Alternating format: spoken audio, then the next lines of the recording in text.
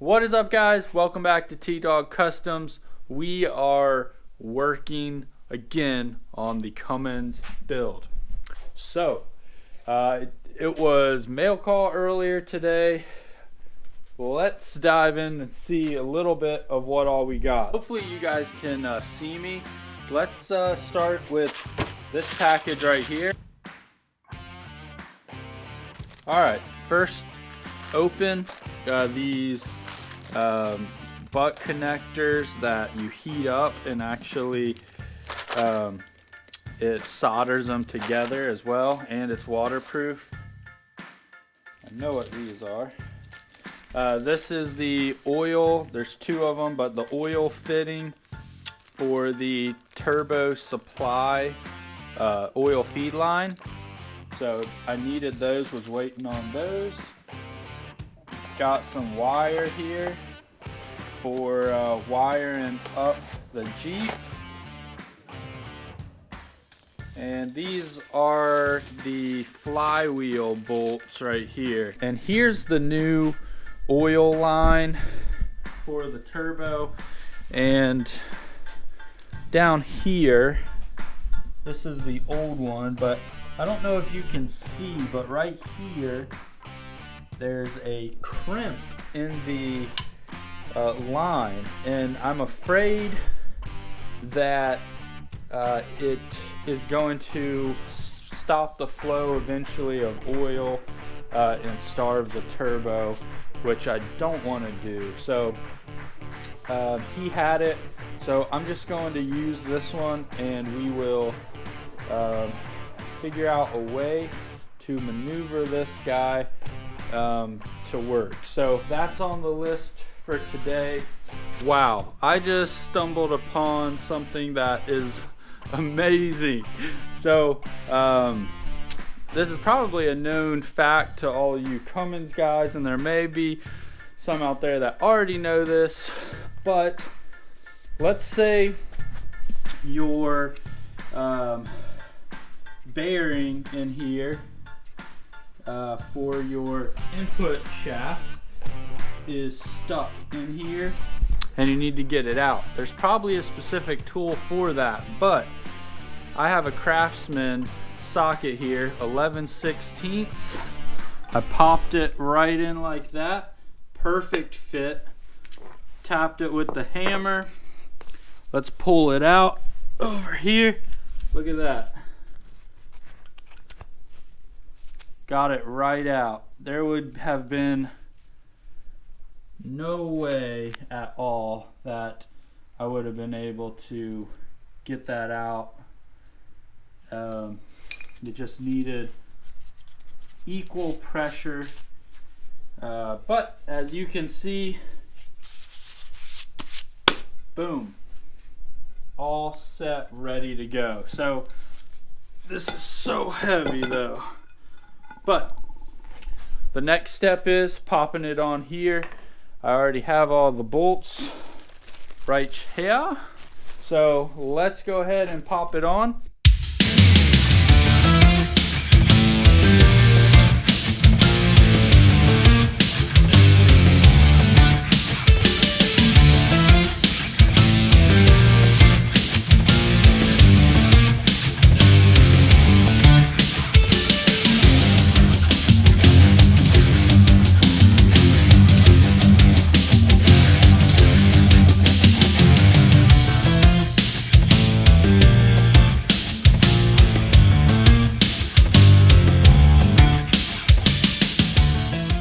And we have the flywheel on. Need to clean it up just a little bit, but that is on, ready to go. I think we can now pull this off. There we go, right like that. We'll go ahead and grab one of our fittings. Make sure they screw in here without a hitch. All right, nice. Well, that one went in right. Grab an adjustable here. Tighten this baby down. Oh.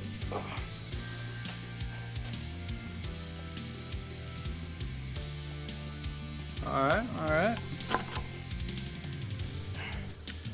That's tightened down. Let's come over to this one. So this one actually came with the fitting, one of the fittings. Since I have two, I'm gonna go ahead and replace them both. So essentially I'll keep this for parts in case I need it.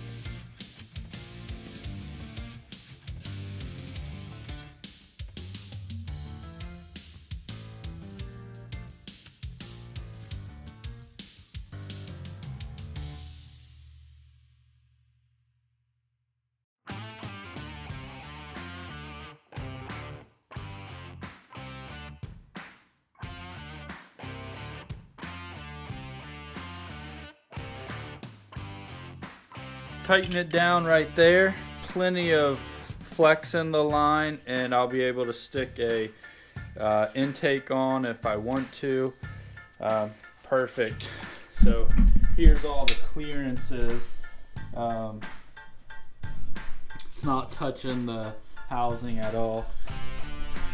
If I go to a bigger turbo with a bigger air inlet, it probably would hit, and I would have to figure something out. But as it sits now, that's beautiful. Evening number 2.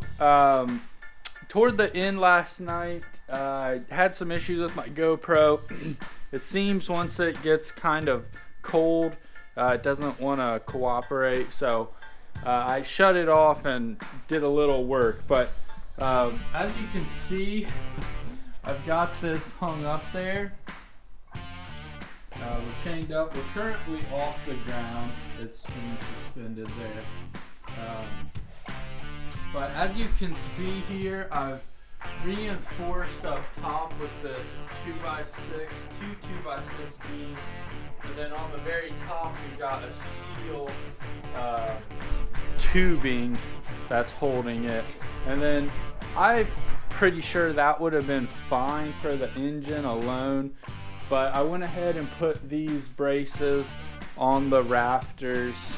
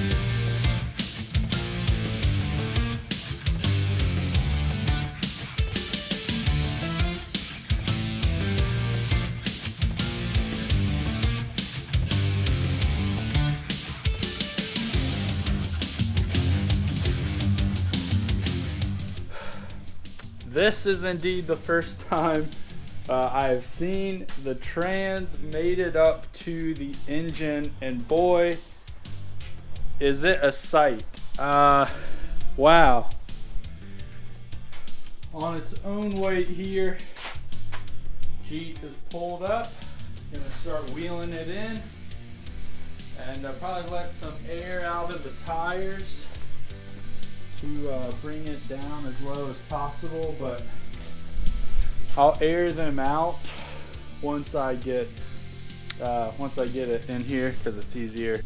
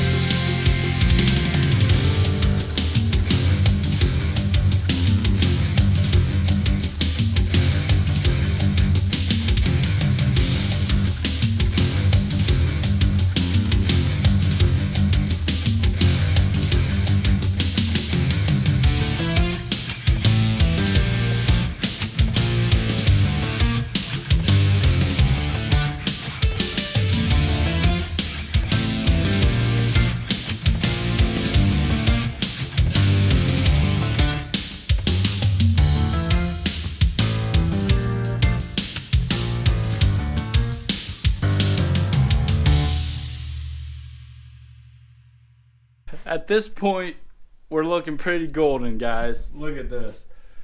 It's a little hard by myself because I've got to maneuver the engine, trans, plus roll the Jeep forward, but we're getting it done. Plenty of room, easy to slide in. And we are almost there. So what I'm actually gonna do, I need to take this off and put the motor mount on before I go any farther, because I almost forgot that.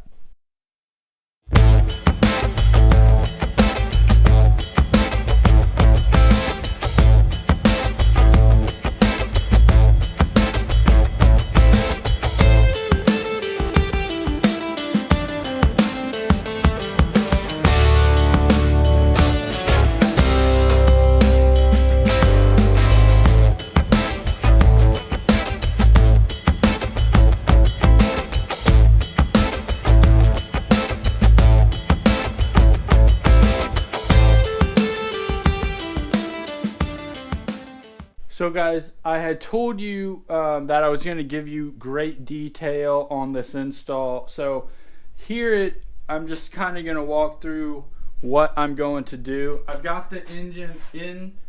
It still needs to go farther back, but I'm going to stick this transmission jack under and support the tail shaft back here. That way I don't have this ridiculous angle, and that way it'll also help with mock-up of the transmission, you know, bracing, and the engine as well. But this is so exciting. Words can't express how awesome this is. The motor's going in, guys, and wow. It's surreal for me right now. I can't believe it's finally happening. It's been a long time coming, but whew, you can kind of see how it's gonna fit in there. But get back to work. Here we go.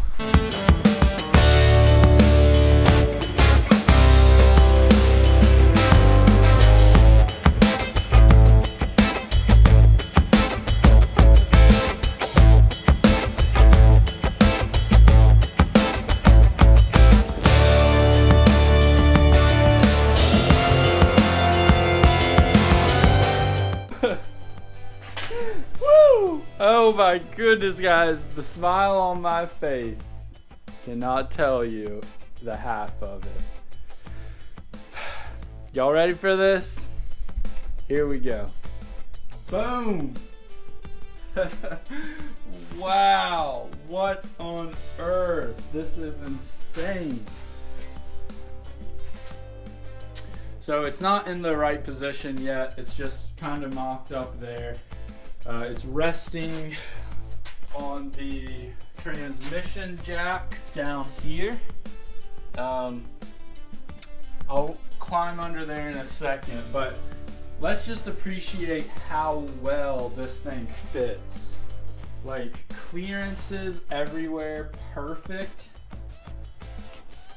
I was afraid that the motor mounts would be an issue. Look at that. No issue at all. Room for days. I was afraid that we'd run into shock tower issues possibly. Nada. I was also afraid that the steering shaft might get in the way. Nope, not gonna get in the way. So I won't have to relocate the steering shaft, and we've got room for days to fit this in however I choose. All right, so it looks awesome. Came out really good. I'm gonna crawl up underneath. One other thing I was kind of afraid of was potentially the drive shaft being too short, but look at this. When we crawl up under here, you can see the holes pretty much line up perfectly for the stick shift just a tiny bit of trimming possibly. But look at this. Jeep axles or drive shafts are very short.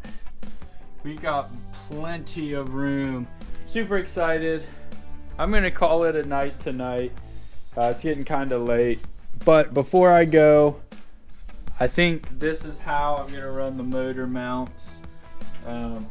Just run them straight out to the engine. That needs to come this way some, but and then cut this slim line. I'm gonna use a 1/4 inch steel and then gusset the sides from the sides to here, and then probably box them in, box in the bottom end, and box in the sides and part of the top. So that's kind of what we're looking like on the motor mounts, but I'm gonna do that another day.